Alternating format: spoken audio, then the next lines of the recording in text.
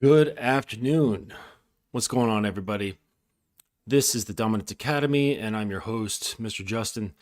And today I've got a show that connects to what we were talking about last night, and it's about topping from the bottom. So it's connected in the sense that they're tops and bottoms, however you're talking about that stuff.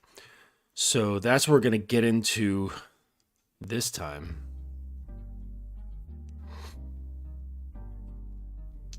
Let's see, is that abstract? All right, so yeah, we're going to be talking about topping from the bottom in today's show. I hope everybody's having a good afternoon. You're being productive and you're having a wonderful day. I know I am. So let's get it going. So, we'll just briefly review what is a top, what is a bottom. Okay, so a top is basically the one in BDSM is the one who is performing the actions. And a bottom is the person who is receiving the actions. Okay, it's that simple. What's up, Chris, in the chat? And so that's basically what a top and bottom is. It's not that complicated. Okay, and you can have a dominant who is the bottom. You can have a submissive who is the top. All right. So how does that look? So for example, let's say you're the dominant, you lie on your back and you say, and you order the submissive to get on top and ride you. So you're just lying there. You're not doing anything. But the submissive is on top of you, riding you. They're the one performing the action, so therefore they're the top. Now, it has nothing to do with positioning, okay? Just because they happen to be physically on top of you, that doesn't make them a top. It's the one who's performing the action, okay? Even in something like bondage. So the dominant could order their submissive to tie their hands behind their back. So that's still being the dominant, so the one giving the orders, and the submissive is following the orders. But the submissive is topping in the sense that they're the one performing the action, the dominant is receiving the action. Okay, so that's topping and bottoming. And to clarify that doms are not always topping and they're not always bottoming. Submissives are not always bottoming, sometimes they're topping. Okay, so what is topping from the bottom? All right, so topping from the bottom is something that comes up in BDSM. It comes up in regular relationships as well. And it's essentially a struggle for power. And this comes from a number of different places. Okay, so if a submissive doesn't have full trust in their dom, if they are a SAM, which I went through the types of submissives, and a SAM is a smart ass masochist, okay, or what's my cat trying to do? Or a brat. Some people see brats as a type of submissive that likes to drive from the back seat or top from the bottom. Okay, so it's and this can come in very overt forms where they're basically telling the dom what to do, or it can come in very subtle and more manipulative ways that coerce or try to emotionally inflict certain tactics in order to get the dom to do what they want the dom to do. And this is this is entirely manipulative behavior. So whenever the sub is trying to manipulate their dom, and whenever the sub is trying to gain an element of control, that is the sub topping from the bottom. And this is not acceptable behavior. But the thing is that if the dom, like I had mentioned before, sorry, I'm looking over because my cat's like fucking around doing very unusual behaviors. But anyways, so the the doms that I'd mentioned before, sometimes they will be simps, right? Sometimes simp behavior follows into and it flows into the BDSM community, just as it does anywhere else where there's men. Okay, so if a guy is reluctant to put his foot down, if he doesn't have a good program, he isn't strong in his convictions and his principles, and he's afraid, like what we talked about last night towards the end of the video, if he's afraid of losing access to her, afraid of losing her in his life, then he's going to be reluctant to put forth boundaries and uphold certain rules. You know, because whenever you have a rule that gets broken, you have to be okay with the person saying, all right, well, I don't want to fuck with this anymore. Okay. And just like in a state, like if somebody's living in a certain state and they don't like the laws there and they feel that they're, infringing on their preferences or their freedoms or whatever, they just move. They just move to another state, you know? Like, I can't stand the amount of taxes in New York State. They suck. They're through the roof, okay? So I'm looking at Florida. Florida has no income tax. That's wild to me. That's awesome. So that's going to be like, I don't like these rules here, so I'm going to move to a place whose rules are more appealing to me. And the state has to be okay with that. You know, they're not going to cry. They're not going to be like, oh my God, Justin's leaving, right? They're just getting, all right, cool, go, have fun, be safe. And that's the same attitude that you should have when dismissing someone from your life. Have fun, be safe. I hope the best for you. Because you shouldn't be getting in your feelings about, what the hell is going on and getting all, angry and all that kind of nonsense. Okay. So yeah, that's a bit about, topping from the bottom. And, this is certainly something to watch out for and something to avoid. All right. So, let's see here. So topping from the bottom, I've explained the roles, and it's basically like when someone is leaving their role. So what is exactly, like topping from the bottom, and how do you avoid it? That's going to be bad for your relationship, because what this does is like basically like, if you're in a DS relationship, you're basically creating a delineation of saying, okay, Dom is here, sub is here. I do this, you do this. I'm expected to behave like this, you're expected to behave like this. And when that line gets a little fuzzy and you start crossing over into each other's territory, because there is also such a thing as bottoming from the top, all right?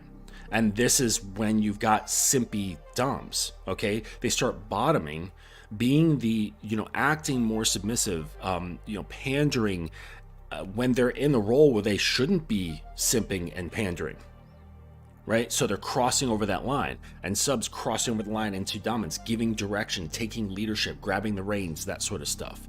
And like I said, sometimes it's very subversive and subtle, and sometimes it's very obvious and over the top, okay?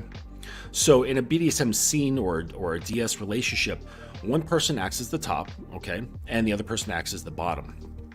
And there are expectations for all of these roles, including that the bottom will perform roles given to them by the top, also known as bottoming, and that the dominance will provide instruction and care, which is known as topping. When a submissive steps out of his or her role and tries to control the scene or control the relationship, it's known as topping from the bottom.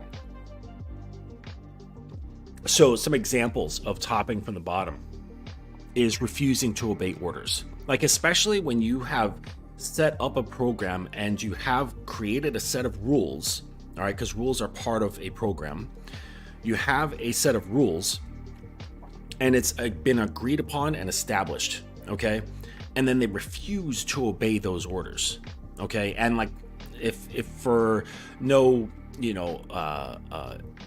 extraneous outside force, like they're not well, or there's like an emergency or something like that, like, so let's just say everything's normal and they're just refusing to obey, okay? Ignoring commands is another one. Questioning the orders, because if it's already been created and then there's an agreement and there's an understanding, there should be no questioning them. negotiating the scene after it's been agreed upon, trying to barter with the top. So like, I'll let you do this if you do this for me, okay? Telling the top what to do, and intentionally making mistakes. All right. Now that last one, that's kind of where like brats come into play. And this is why many doms feel that brats are not true submissives. Okay. Because they create the opportunities for themselves to sort of top from the bottom, sort of take the lead, to be a little bit disobedient. All right.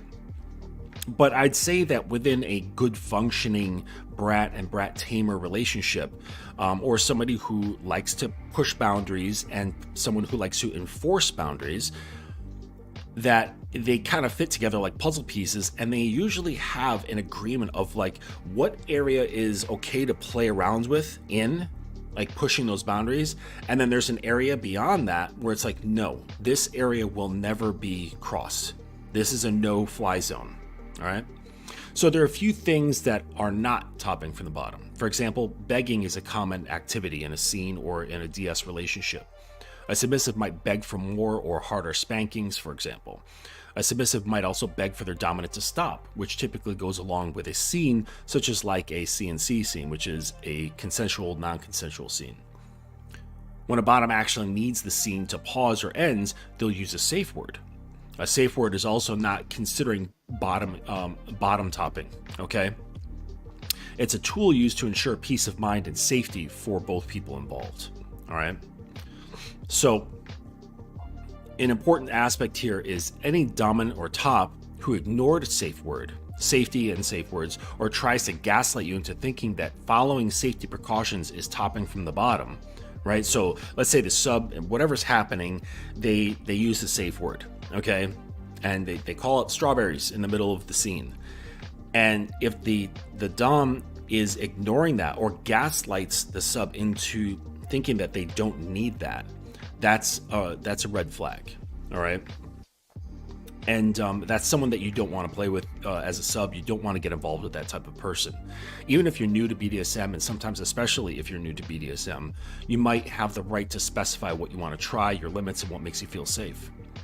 So if you want to give your man, like that, if you want to like give your dom, your man, an experience that you're both involved in that is synergistic, a sub cannot top from the bottom. Okay. So furthermore, a bottom providing feedback also isn't topping from the bottom. All right. And doms have to not take this as criticism. All right. So, but that also comes into play, like how feedback is delivered. And you can also break down the specifics within your rules about how that's done. Okay. Because no one is above feedback. And actually getting feedback makes you better. This is why when you're dealing, like, say you're shopping on a website and then they ask for a survey of like, oh, how was your shopping experience and things like that. They really want to know so that they can improve their customer experience. So that when customers come in, they feel that they're tended to and that they get what they're looking for and all that shit, okay? So it's the same sort of thing within a DS relationship. Is you cannot be afraid or avoidant or feel offended by feedback. And then within your rules, you can discuss how that's supposed to be presented. So, and that's all dependent on the dom and how they prefer to be addressed, okay? So submissive might ask for harder, faster, softer, slower, whatever, and these things help increase pleasure and satisfaction within the scene. Finally, a scene might look like topping from the bottom if the top identifies as a service top or dominant. Service tops employ a type of dominance that focuses on the submissive's desires. Thus, the bottom usually gets what they want, which can make them appear to be in control to an outsider. And like they sort of are and they sort of are not. All right. But, it's like these like flexible gray areas to me is what sort of makes the psychology of BDSM really interesting to me. So, why is this bad? Why is topping from the bottom a bad thing for relationships? And there's a lot of reasons for topping from the bottom being problematic. First, a dominant and submissive should already have specified how a scene or the structure of the relationship is going to go by discussing it beforehand. If the submissive is trying to control the relationship, those details should already have been discussed or even agreed upon in a BDSM contract. Okay? The time for disagreement is over. All right? So contracts are they're not real contracts. They're not binding in any sort of way. So, but the word is commonly used, and honestly, I don't think that people should use the word contract because it's not a contract. It's an agreement. So I really think people should work on agreements. And it's used in BDSM all the time. But people feel weird if they use it in a regular relationship. Why is that? Like, why not create a set of terms, a set of expectations, and there's an agreement? And so then you can refer back to it when, say, someone has gone outside of that and go, hey, look, 6 months ago, you agreed to maintain, whatever for the duration of the relationship. It says right here, and your name has signed it and dated on the bottom. So it's a great reference to kind of keep things in line. All right. Now, I would not suggest creating an agreement for something that hasn't gone the test of time. So what I'm saying is, I don't suggest presenting an agreement or a contract with something that is very new. I would say that you should be vetting, dating, or just fucking or whatever, just playing for at least 8 months to a year before you consider presenting such a contract. All right. And because you got to see if they have the ability to be consistent, and then you can draft this up and ask them if there's anything that they would like to put in, and then you can start really getting into the nitty-gritty of and getting into discussion of what it is. But typically, the agreement is different than, say, your own relationship standards. Okay. And so it's more general. Okay. Versus you as the man in the relationship. This is like, this is what I want. And then it's like, you follow this or you don't. So what you want is a little bit different than the agreement or the contract that you come to, you come together on in that respect for the relationship. So they're a little bit different from one another. But I've created my own terms and conditions, basically, and that's separate from a BDSM agreement. So secondly, topping from the bottom is a type of manipulation that isn't healthy for the relationship, just as manipulation isn't healthy for any romantic or sexual relationship. It's not open or honest, and it doesn't help either person grow. In fact, it can be damaging to the current and future relationships. A healthy BDSM relationship helps people be intimate and to grow as individuals and to grow the bond between them. And this is why some people enjoy things like domestic discipline, right? So if that's the case, why is this thing so common? Why is topping from the bottom so common? And like I said, there's a number of reasons why a submissive would top from the bottom. All right. So this isn't exhaustive, but here's a few reasons.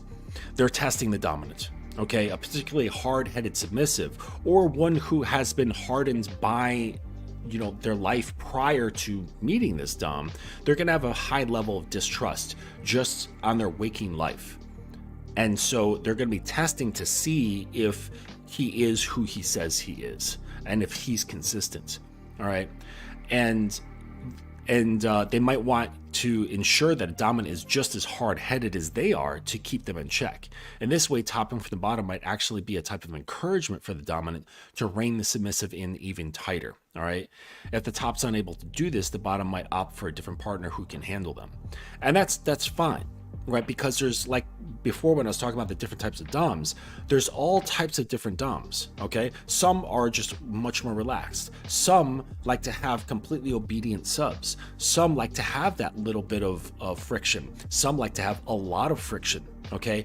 Because if you're like a control freak and you enjoy very stark power differences, you might be fine with someone who puts up a little bit of a struggle or a lot of a struggle, right? But this comes into understanding each other, and where it's consensual, that you put in more force so that they can become more humbled. All right.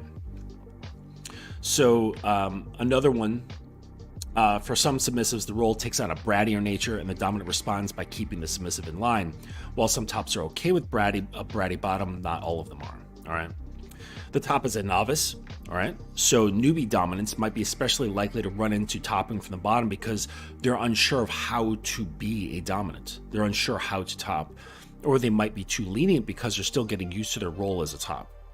When paired with a strong-willed submissive or one who is more experienced, the dominant might find themselves being topped. All right. And that, again, you got to take into consideration a lot of communication in this respect. Okay. Because if we talked about types of DOMs, and one of them is a mentor, and mentors can be DOMs or subs. So it would be incumbent upon the sub to be a bit of a mentor to the Dom to kind of show him the ropes until he's comfortable. Now you might say, well, that's leading. Well, guess what? You can't know everything. There are some submissives that are going to know way more about dominance because they've experienced more dominance from Doms who know what they're doing. And if you come in with a lack of education, and they know how to lead until it's time to let go, then that's a benefit for you. Okay. Now, the amount of mentor subs is probably very small.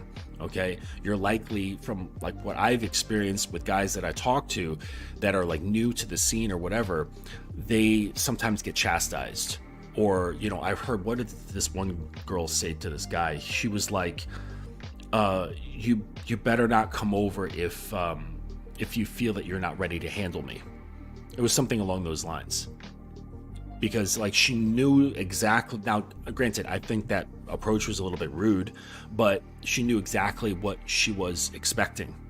And if like he was fumbling the ball all the way there, like she just didn't want to deal with it. Okay. But again, like this guy, he was dealing with like a lot of insecurity and self-doubt and shit like that. So, that's just something to take into consideration.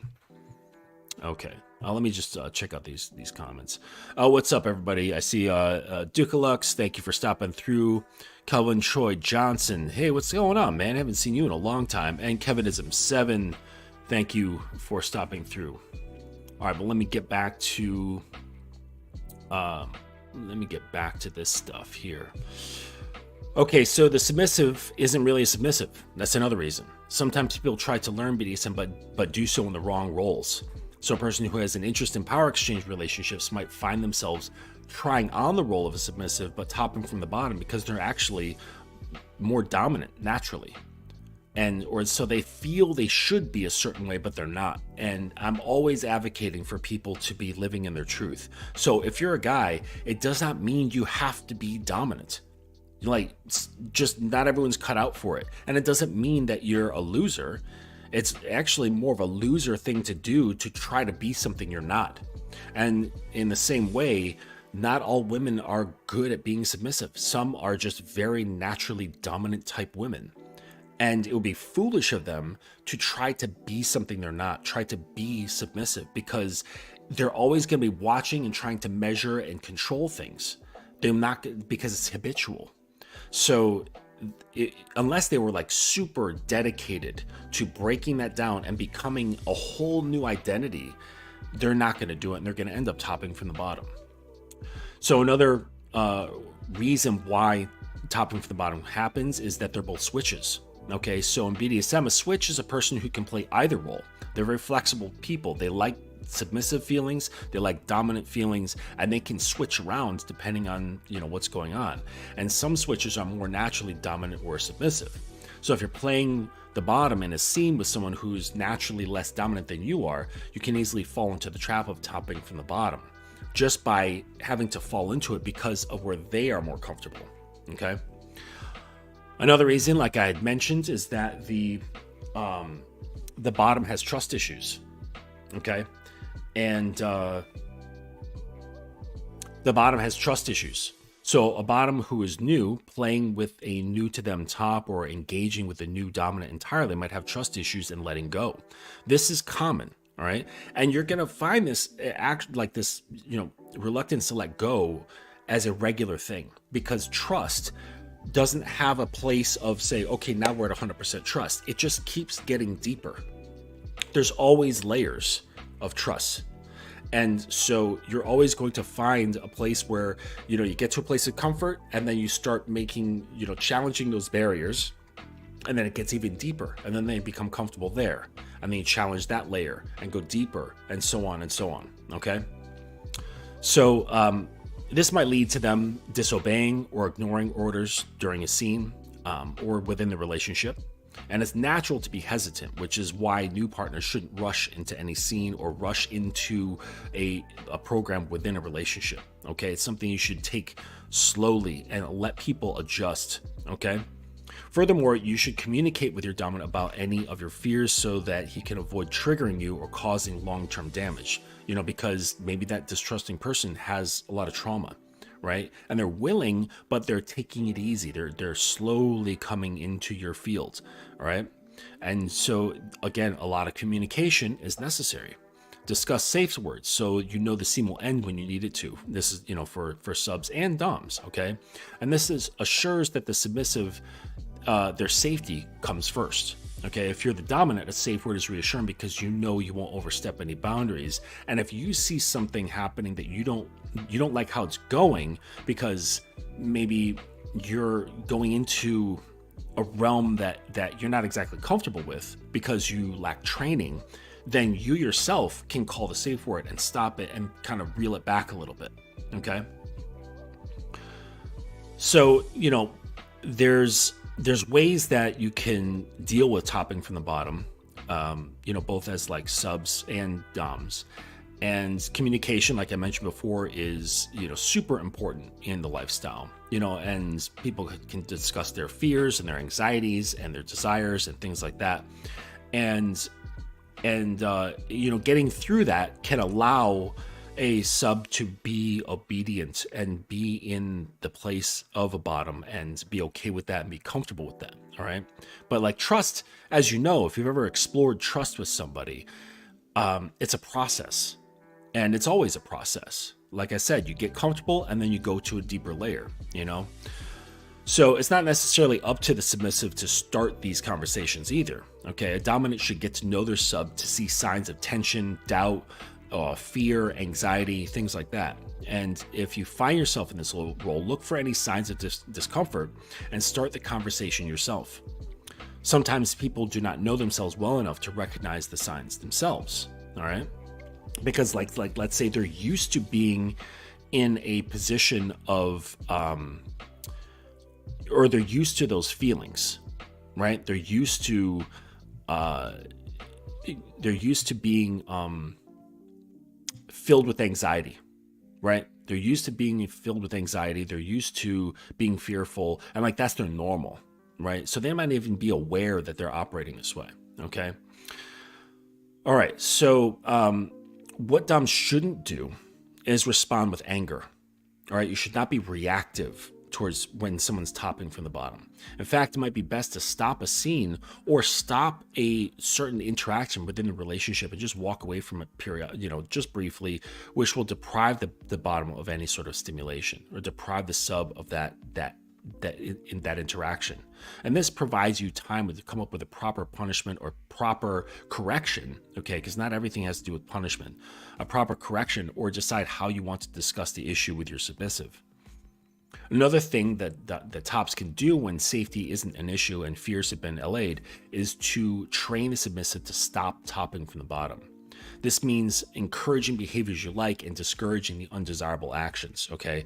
And, if you get my course, you will learn how to use operant conditioning.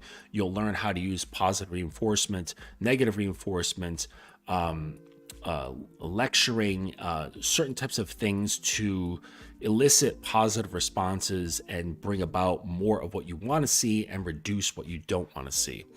And it's a process, right? Because you got to learn types of learning models and psychology and how people learn, how people think, and then learn how to, manipulate that, but not manipulate from a dark triad narcissistic sort of place, but manipulate in the same way that a sculptor manipulates clay. Okay, which means just using your will to create the thing that you want. Okay, so so it's about like training and encouraging things you want to see. All right, this may be complicated if you're submissive as a masochist who enjoys a lot of pain. Okay, so then you can't use like painful punishments or the pain that they like as a means of discouraging certain behaviors. You have to know what it is that they absolutely do not like and use that as a means of punishment when it's necessary. Okay, I only advocate for punishment when it's absolutely necessary and as a last resort.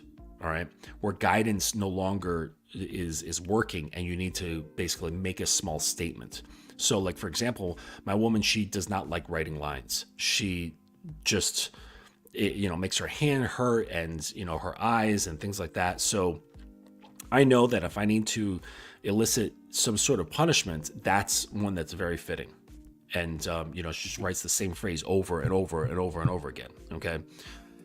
So, in fact, withholding such discipline might be more of an actual punishment to a sub. So if you know that they like pain, for example, and you withhold that is a punishment because you're taking away something they enjoy. So that's another part of operant conditioning, which in my course you can learn all about. Consistency is key. You cannot sometimes allow topping from the bottom while punishing for it at other times, all right? Because that sets up a problem, okay? So you have to be on top of unwanted behavior all the time. All right. Now, this isn't just topping from the bottom. This is just all unwanted behavior. You can't deal with it sometimes and then ignore it some other times. Okay. It has to be addressed all the time.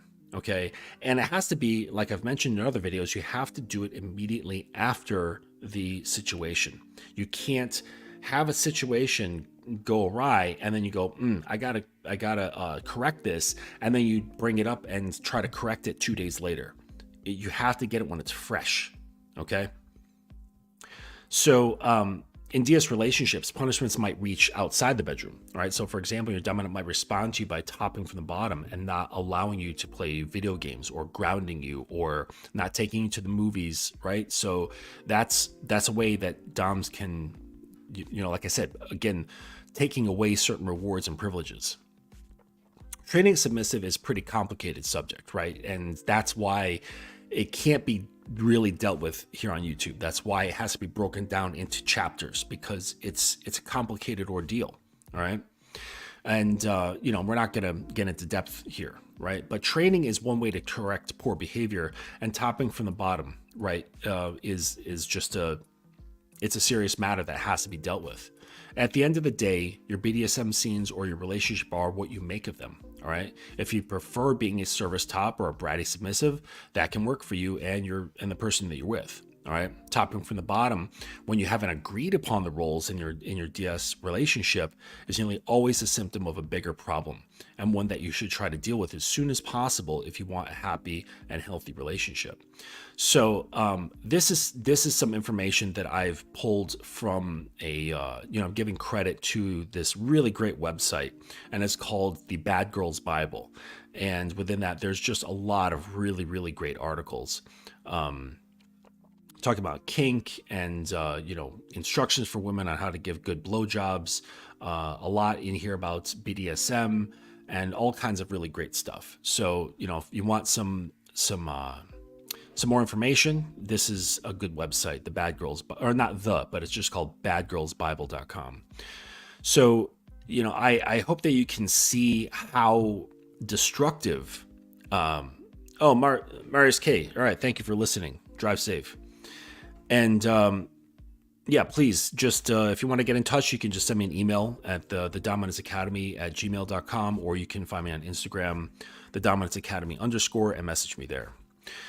So within DS relationships, clearly it can, the struggle for power when you haven't established anything can be really problematic. Okay. It's, you know, yeah, it's a serious problem, but it's also a problem within regular relationships. You can't, you can't, just kind of like hope for the best. And that's the problem with like a lot of dudes. Like, you get into relationships and you bring in a lot of assumptions, like a shit ton of assumptions. A lot of assumptions and a lot of distractions. Okay. So number one, like you cannot be distracted by sex. People say, "Oh man, that she's got some fire pussy." No, she doesn't. She doesn't. Like, oftentimes, like if you like really talk to a guy who says that sort of thing, usually it's because he has some sort of emotional attachment to her. And this is with beliefs and perceptions and things like that. So his beliefs, perceptions, and emotions have sunk their clutches into the sexual experience, and now it's fire, right? This is like better than stuff, but like it's just I mean, I don't mean to be derogatory, but it's a small wet hole the size of a quarter. Like, and that's, they range slightly from woman to woman, but nothing's that's gonna go, wow, this is way over here. Like, it's really not like that. Okay.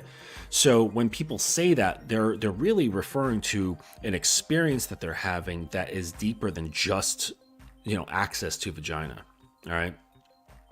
And so that's one way that this sort of thing can proliferate within a relationship, is by being distracted by sex. Okay. Another one is being distracted by her beauty. Okay.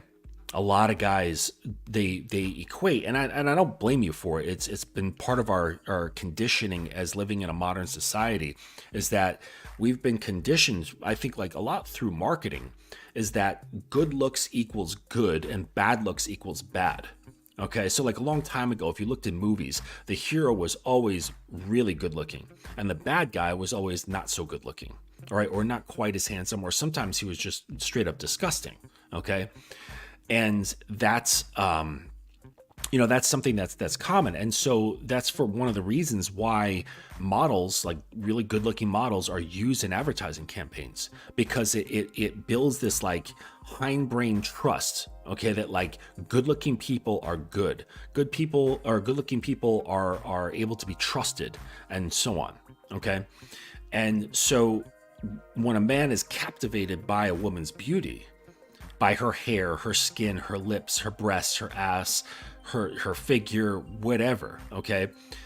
And this also is like a problematic when guys have fetishes. Like if you've got like a foot fetish, okay, you're going to ignore a whole bunch of shit because, she's giving you access to her feet, right? And you fetishize this, but you could have a breast fetish, a neck fetish, a hair fetish, and this is going to distract you. It's going to make you think that this person's amazing. All right. And they're not. They're just a person. Okay. And yes, there's some better than others, but typically the difference is not in their looks. Okay. The difference is in their behavior and how they respond to you. All right. And that is what makes the big difference. All right. That's what separates. I mean, in my world anyways, that's what separates a good woman from a not so good woman. All right, is if their behavior is more in line with what I expect. Because, I've mentioned this before, I'll take a obedient 6 over a disobedient 10. Because if she's disobedient, what good is she to me? Like, sure, yeah, I can look at her and say, okay, she's pretty. But if she's like, no, straight up and down, then what's the point of her even being in my presence? Aside from just something nice to look at. Right? Even if we're fucking, right? So like she's a 10, we're fucking, and I say, baby, go get me something to drink. And she's like, no, why am I going to do that? Bye. What's the point? She's like beyond sex, which then if she's the disobedient type, she's probably not going to have a sense of service. She's not going to have a sense of like a mindset of, I want to please this guy. And a lot of times it'll be like, oh, I'm pleasing him just by allowing him access to me. Okay. And this is where like a lot of like simpy dudes who pedestalize women, pedestalize pussy, they can aid in creating these mindsets in certain women. All right. Some women are just built like that to begin with. So, but it's like when you are, you're able to detach from that stuff. You're able to detach from her beauty such that you can still appreciate it, but it doesn't really like do anything to you. It doesn't cause you to think or behave differently. All right. And if you're able to, take the power out of her vagina, it's such that having sex with you doesn't change the way you perceive her, it doesn't change your behavior or your choices, then you have a lot more control in the situation. Because for a lot of women, when they're growing up, they're like once they start becoming sexually active, they learn really quick that they can basically pull men around like marionettes on strings, simply just by making them even think they could have access to them sexually. Just create a little bit of hope in a guy, and you can just string him along and pull him left and right and just lead him around like a little pony. All right. And they learn this. So imagine going through life as a young woman. Okay. Let's say you start being sexually active at like 16. Okay. And then you go through all of your teens, through your 20s. Okay. You've now been, say, with like 30 guys. All right. And not only that, that's just being sexually active with 30 guys. That's not counting all the guys that you've had interactions with who are basically professing their love, professing their interest, professing their loyalty, professing their desire, professing their willingness to give you their time, their resources, their energy, their money, whatever it is. But you're not having any physical interaction with them. So now we're talking probably in the hundreds by the time she's, say, like 35. All right. Hundreds of guys. Right. And all you have to do is learn, just send like a couple messages here and there every once in a while. And you keep this guy like on a string. And that's probably got to be like, holy shit. Right. And then that in turn grows this sense of like, wow, I have a lot of control over other people just by being here and by having something that they want. All right. So it's a challenge. And, this is part of the work that we do in my program is helping you break free of the enchantments that pussy has over you so that you can easily just move as you are, unaffected by anything. Okay? By having that mountain mind. No matter if it's sunny, rainy, windy, snowy, it doesn't matter. The mountain mind stays stable, grounded, and unmoving. I don't care what you look like. I don't care what you think of yourself. Think of yourself as not a 10 of a fucking 1,000. I don't care. It doesn't matter. Like, you have a free reign to think of yourself as you want to. Okay? That's fine.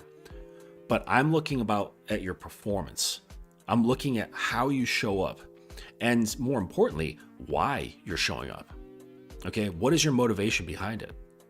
Are you trying to assist me in making things better, which in turn allows you to have things better for yourself? All right. Like they say, like, what's that old adage? Like behind every, strong man is a strong woman, or whatever that is. There's an element of truth to that. And people take this as like a, trying to like puff up the chests of women. That's really not what it is. It's like when a woman is behind her man, he wins more, and then it turns back to benefit her. Now, can he win without a woman behind his back? Of course. All right. We're men. But she benefits by being supportive. She benefits by being proactive.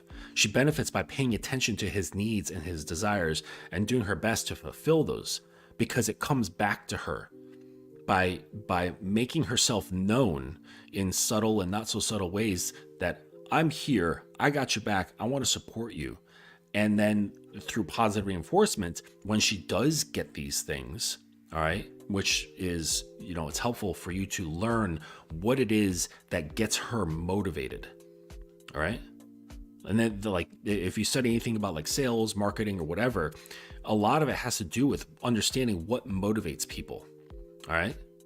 And so once you understand what motivates her, what makes her feel good about herself, what makes her want more of a something, then you can start putting energy towards that when you see, not as a starting movement, but as a reaction to her being proactive. So you see her being supportive, then you start figuring out what motivates her, and you feed a little bit of that into it. And then you be very direct. And you say, you don't leave this unspoken. You make it very direct. I am doing this because you are consistent with XYZ. And I really love that about you. Let's see more of it. I love it. Let's go. All right. Now you can reward it however you want, but the point is that you make a direct, like a direct recognition of what they're doing positively. Okay. And then you offer some sort of reward that you figured out that they like, which will create a positive reinforcement loop. So they start to understand through consistency of doing that loop that if I do A, I get B. If I do A more, I get B more. Okay. Much like if you're training a dog. All right. And I'm not saying women are dogs, but operant conditioning is just operant conditioning, whether you're dealing with humans or dogs or whatever. Okay. And it's like the dog sits, you say good boy, you give him a snack. Right. He doesn't sit when you say sit, and then he doesn't get the good boy and the snack. And he's like looking around going like, wait, where's the snack? And you kind of do the techniques to help them sit. And then you say, good boy, give them the snack. And you keep doing this again and again and again. Next thing you know, you don't have to give the snack anymore, the little treat. You just say good boy, and they start salivating, right? This is oh shit, what was that? That guy who did that experiment with the bell and the dogs drooling and shit like that. I forget the name off the top of my head, but it's now you're dealing with conditioning. So now hearing the good boy is good enough to create these good feelings. Now that treat, okay, the treat can be anything, and it can be transferred, right? And we can get into that as well, of how to transfer that, okay? So now the treat can be not a snack, but a blowjob. So now there's associations being developed between following your program, getting a verbal recognition, and the reward turns from a snack into, or whatever treat that you were giving them, to now a blowjob. So now they think, I get the reward of getting to suck my man's dick for doing what he wants me to do, and I feel good about it, right? Because beforehand, you've already set up the feeling good part. You see how, you want shit to move well, you have to take control of the aspects in your relationship. Now, I'm saying you don't have to be this detailed. You don't have to, all right? But I'm saying that it's there. It's available. This pathway is available to you. And it's like, at first, it seems a little overwhelming. Like there's a lot of information, a lot to understand about psychology. But once you get it, it's a pretty basic framework. The thing is being consistent with it. And it's like, this can bridge into all sorts of stuff, especially like sexually speaking, okay? This can bridge into touchless orgasms, where you're setting up the same operant conditioning and you're making associations, anchors, and triggers to the point now where if you just rub her earlobe, because you've spent a bunch of time associating your hand touching her earlobe with an orgasm plus verbal commands, to the point now where it's like, say, a few weeks or a couple months in doing this consistently, now every time you touch her earlobe, she has a small to moderate orgasm right there in the middle of the grocery store. This is real. Or you can set up with a command. So it's like, when you start coming into this with this understanding, all right, of course, there's prerequisites within the self of being confident and calm and knowing that you can do this without fear, all right? But let's say all that stuff is there, right? You're confident, you're calm, you're relaxed, pussy has no power over you, you have no problem saying no, you have no problem dismissing her from your life, like you're just chill, you're a fucking mountain, all right? Then like this stuff is just, it's super easy, right? If you want it. if you want it, right? You don't have to, okay? But it becomes, I like it because it's a creative process. I'm a creative person. I've been an artist my whole life. I'm still an artist.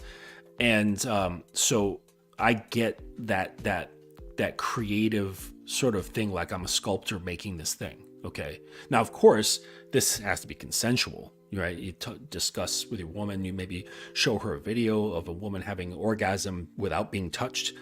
And, what do you think about that? Right. And she might be like, wow, that's kind of hot. What, like, how do we do that? And then you start, going in and talking about what it entails. And so it has to be consensual. All right. You don't want to do these things without their consent, because then you're manipulating them. Okay. You're manipulating them without knowing that you're manipulating them.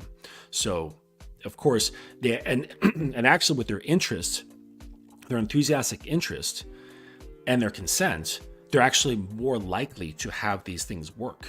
All right. Much like in the same way, like they say within hypnotism, that a prerequisite is that the person getting hypnotized actually has to want to be hypnotized. They have to be willing for it to work. If you're resistant, if you're skeptic, then it's not going to work. So it requires an interest and enthusiastic interest at that. All right. So, I say this not to say that you have to do this sort of thing. I bring it up because it just gives you an idea of what options are out there versus what guys actually do a lot, which is just kind of going through the motions and being in the relationships by the seat of their pants without any sort of structure and guidance for themselves. Okay. Like they don't have any sort of framework for themselves in which to operate the relationship. And so they just kind of go through it by the seat of their pants. They wing it and hope for the best. And they think, well, I like this lady. She's pretty cool. I'm pretty cool. We're sexually attracted to each other. Our goals are they're not conflicting. So everything should be okay. And it's like, that's taking a really laid back, general stance on being in a relationship. Like, it can't happen. It just doesn't work that way. It's not going to work well because there's no planning. There's no vision. There's no program. There's no structure. There's no guidance for either people. And it's like, if you look at any other growth thing, because I think what people don't understand is that relationships, they grow. That's part of the functioning of a relationship, is that through relating, the two people can grow into greater things within themselves. Okay. And it can also lead to growing to greater things outside the relationship, right? You can expand, right? But anything in life that has growth happening in it, there's always structure. You look at a university, they've got prerequisite classes. They've got, Psych 101, Psych 102, Psych 103, all right? They've got their undergraduate program and they've got their graduate program, okay? They've got their master's program, they've got their PhD program, and they all link together to create a pathway of growth, all right? You look at, say, exercise, okay? You can't just go into the gym without any kind of plan, without tracking anything, without looking at your calories, your macros, your micros, looking at how much you're lifting, what your frequency is, what your the intensity rate is, how much weight you're pushing, whatever. You can't have any kind of progress if you're just going to the gym willy-nilly, doing whatever, and then just hoping for the best. If you track shit and keep like a mindful eye on everything that you're doing as far as your exercise goes and your diet, you're going to make better progress than if you don't. So it works there too. Okay. Works with hobby training. All right. Like I've taught illustration. There's methods to teach illustration. There's methods to get better at any kind of hobby or any kind of skill. And it breaks down into parts, and you start building on those parts and adding what's known, in physical exercise is progressive resistance. Okay. And so you're always adding, add, adapt. And that's how you grow. In a business, they're always tracking their numbers. They're always keeping track of their P&Ls, okay, their profits and losses. They're looking at their futures. They're looking at trajectories. They're looking at all sorts of patterns. They're looking at where money is going, where it's being used, and where it's coming out. All right. They're looking at everything. They're looking at their own performance. They're looking at employee performances. They're looking at the market. They're looking at all sorts of stuff to track how best they can make their company grow, or their business, or whatever it is that you're providing. Okay. So there's so many things that involve growth that require a structure and monitoring. Yet when we come into relationships, we do nothing like that. Why? And I think that's something you got to sit down with yourself and ask yourself, why don't I do this in my relationships? What would it mean if I did? I think you're going to come across certain feelings, certain thoughts, certain beliefs. Or you may just, I don't know, I never even thought about it. Okay. But this is something I challenge you to do. If you're in a relationship or you were in a relationship, think back, or in your current situation, why didn't I, or why don't I have any structure? Why isn't there any kind of goals that can be measured and progressed towards? Why isn't there any sort of correction problem? Okay. So like, let's say you're at the gym, all right? You're working out, you've got a program, and let's say you have a trainer. The trainer's going to want honesty from you. So if you're like, oh man, you know what? Last week, I totally fucking fucked up on my diet. I had some pizza, I had ice cream, I stayed up too late. Now they have to correct that behavior. They might punish you. They might be like, okay, well, you know what? You're going to have to do, 3 more sets of burpees with, 20 reps each.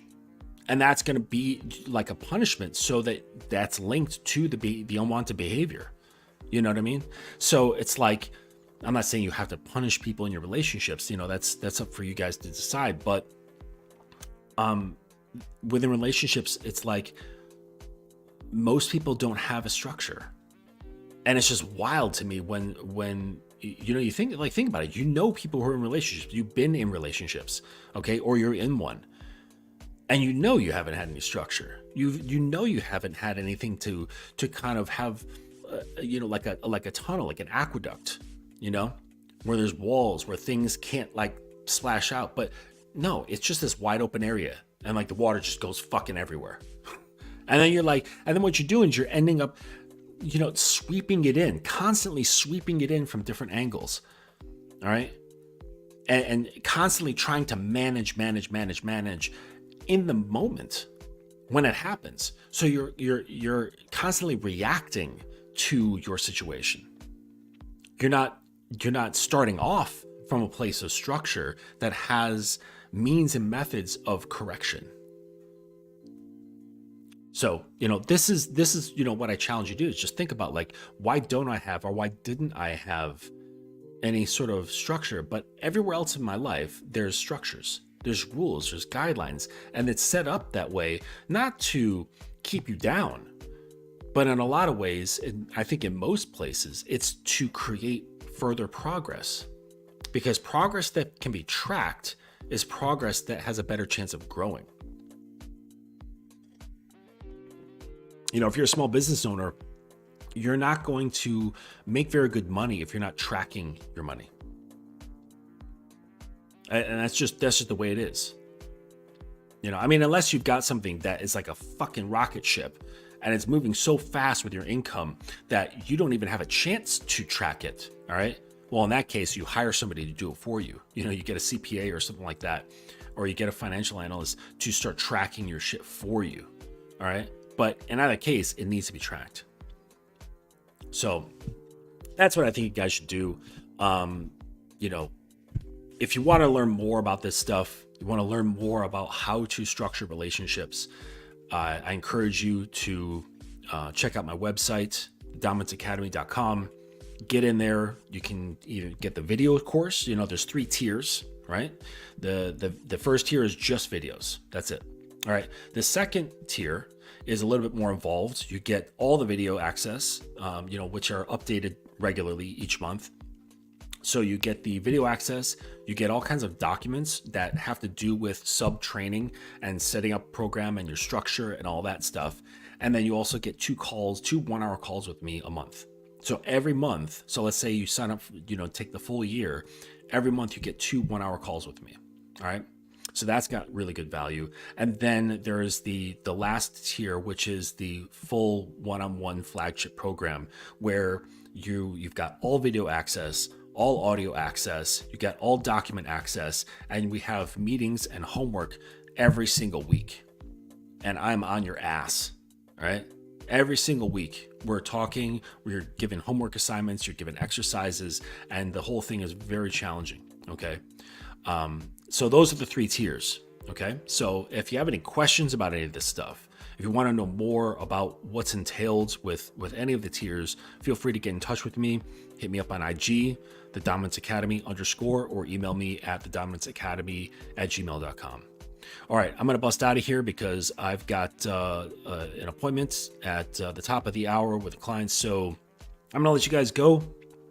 Thank you so much to everybody who has stopped through on the live. I appreciate you guys who are watching this on the replay. You're awesome too. And I hope to see you again. And it's a beautiful day here in New York. So I hope you guys are able to get out and get a little bit of sun on your face. It's good for your health. Okay, guys, until next time, we'll catch you on the flip.